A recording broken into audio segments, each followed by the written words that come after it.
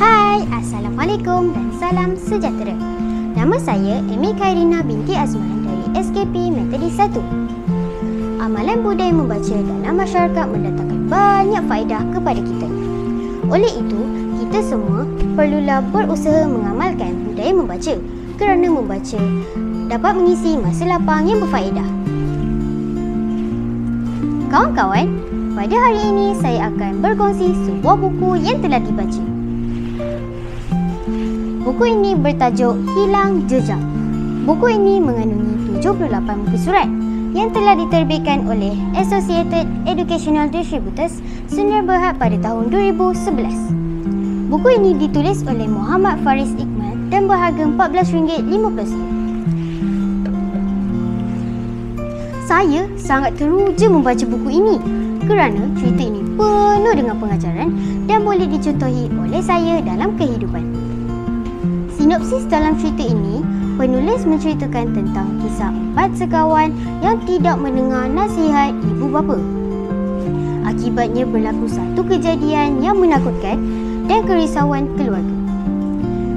Kejadian malang itu akhirnya membuatkan 4 sekawan itu menyesal. Duduk berehat di pohon kelapa sambil menghirup udara desa dengan nasihat ibu dan bapa, jangan berbohong serta derhaka. Pantun yang saya lafazkan sesuai dengan kisah yang saya akan kupaskan pada hari ini. Nak tahu apa isi cerita ini? Ayo, dengar ya. Cerita yang bertajuk Hilang Jejak mengisahkan 4 sekawan yang bernama Megat, Hashim, Yasir dan Bala yang telah menipu ibu bapanya. Mereka sebenarnya ingin pergi ke hutan rekreasi, tetapi telah memberitahu ibu bapa mereka bahawa mereka ingin ke cyber cafe untuk belajar perkumpulan. Mereka meneruskan hajat untuk menuju ke dalam hutan tanpa menghiraukan perkara yang akan terjadi. Mereka masuk ke dalam hutan tanpa membawa sebarang peralatan kerana tidak bercadang hendak bermalam di tempat itu.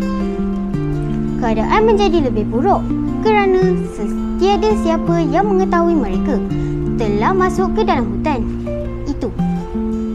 Malang tidak berbau.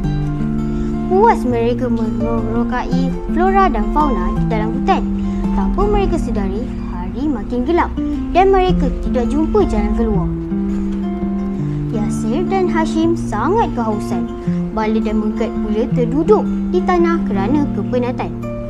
Mereka mula berimajinasi yang bukan-bukan. Mereka sangat ketakutan dan takut mati. Megat memaksa kawan-kawan lain untuk mencari jalan keluar pada malam tersebut. Tetapi Hashim melarang kerana cuaca semakin gelap, hari semakin malam dan tidak nampak jalan untuk pulang. Mereka pasrah dan sangat buntu.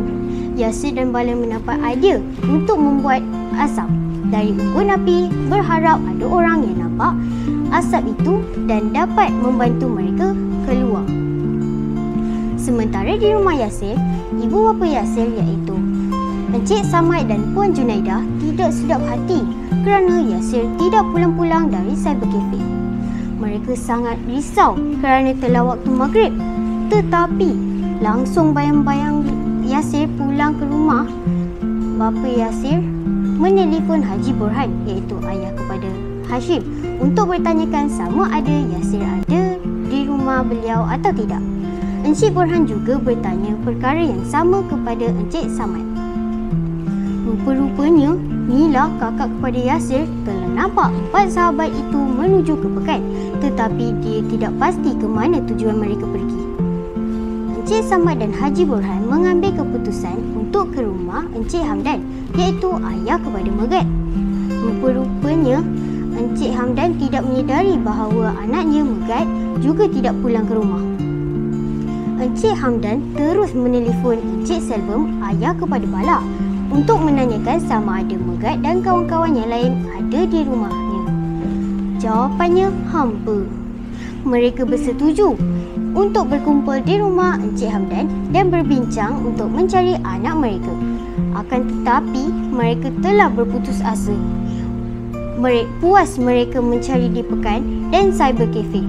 tetapi tidak ditemukan. Akhirnya, mereka membuat keputusan untuk membuat laporan polis. Polis telah menjumpai 4 buah basikal yang diikat di tiang lampu berhampiran laluan masuk ke dalam hutan rekreasi. Oleh itu, ketua polis mengarahkan anggotanya untuk mencari mereka ke dalam hutan.